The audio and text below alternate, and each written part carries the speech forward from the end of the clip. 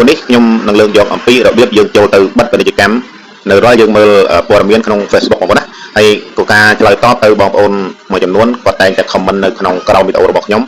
ស្នើសុំឲ្យខ្ញុំធ្វើអំពីរបៀបយើងចូលទៅបិទពាណិជ្ជកម្មដែលរំខានយើងបាទដែលយើងកំពុងតែធ្វើអ្វីៗផ្សេងៗបងប្អូនណាបាទហើយជារឿងសំខាន់ណាស់បងប្អូនបាទរឿងសំខាន់ណាស់ការបិទពាណិជ្ជកម្មនេះបាទអញ្ចឹងវីដេអូនេះមានយើងចូលទៅ3ដំណាក់កាលបងណាដើម្បីទៅបិទពាណិជ្ជកម្មចូល3កន្លែង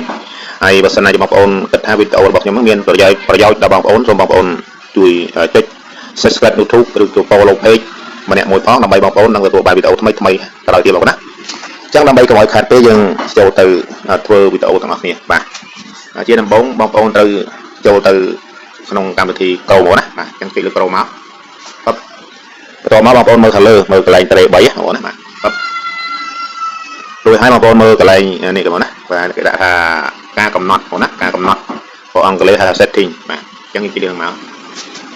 បន្តមកបងប្អូនត្រូវទៅលើបន្តិចបងប្អូនណាចូលទៅលើបន្តិចបងប្អូនមើលកន្លែងនេះគេដាក់ថាការកំណត់គេហទំព័រមកណាអញ្ចឹងយើងចុចលើនឹងមកខ្ញុំធ្វើមួយឲ្យបងប្អូនតាមតាន់ចុចលើនឹងមកបន្តមកបងប្អូនត្រូវទៅលើទៀតមកណាបាទត្រូវទៅលើទៀតយើងមើលកន្លែងនេះណានេះកន្លែងគេដាក់ថា cookie ភាគី3បាទ cookie ភាគី3បងប្អូនមើលក្នុងស៊ុំមកបាទអញ្ចឹងយើងចុចលើនឹងមកបន្តមកបងប្អូនមើលសម្លឹងខាងលើណាខាងលើនេះគឺសញ្ញារួមមូលចុចឃើញកន្លែងខៀវណាការអនុញ្ញាត cookie 3មកណាអញ្ចឹងបានន័យថាពាណិជ្ជកម្មនឹងមានចូលមករំខានបងប្អូនរហូតណាអញ្ចឹងយើងដើម្បីចុចបិទចុចខាងក្រៅមកណាពេញក្រៅមកតោះមកយើងថយមកណាថយពេញថយមកទៀតមកបាទរួចហើយត្រូវទៅលើទៀតបាទរុញទៅលើតិចណារុញទៅលើទៀតបងប្អូនមើលកន្លែងនេះមកណានេះកន្លែងគេដាក់ថាពាណិជ្ជកម្មបាទដែលរំខានអញ្ចឹងយើងចុចលើកន្លែងនេះមកណាខ្ញុំដាក់ស៊ុំឲ្យបងប្អូនមើលបាទអញ្ចឹងយើងចុចបិទខាងក្រោមនេះបងណាបាទចុចបិទខាងក្រោមផ្លឹបមកបាទចុចខាងក្រោមមកបងនៅខាងលើពាណិជ្ជកម្មវានឹងមករំខានយើងទៀតហ្នឹងណាអញ្ចឹងចុចបិទខាងក្រោមមកបន្តមកយើងចេញមកណាចេញកន្លែងហ្នឹងត្រូវទៅលើតិចទៀតមកណាបាទបានទីរបៀបបងប្អូនបាទអញ្ចឹងបងប្អូនមើលសុំចាំតិច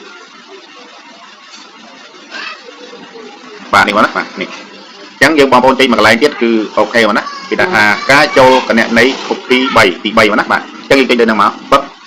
រួចហើយបងប្អូនចុចដូចខាងមាត់ដូចកាលពេលមុនហ្នឹងចុចបិទខាងក្រោមមកផ្លឹបអូខេអញ្ចឹងពាណិជ្ជកម្មរាល់ពាណិជ្ជកម្មគឺវាលែងមករំខានយើងទៅហើយបងប្អូនណាបាទហើយកុំភ្លេចបងប្អូនជួយ share បាទ share ទុកបាទយើងកាលណាយើងភ្លេចបងប្អូនចូលទៅក្នុងវីដេអូរបស់បងប្អូនដែលបាន share ទុកហ្នឹងហើយយើងចូលទៅមើលបានធម្មតាបាទអញ្ចឹងយើងចេញមកណាចេញអស់មកបាទអញ្ចឹងវីដេអូនេះមានតែប៉ុណ្ណឹងណាសូមអរគុណរាល់ការតាមដានវីដេអូរបស់ខ្ញុំនិងការគាំទ្រពីសំណាក់បងប្អូនអរគុណ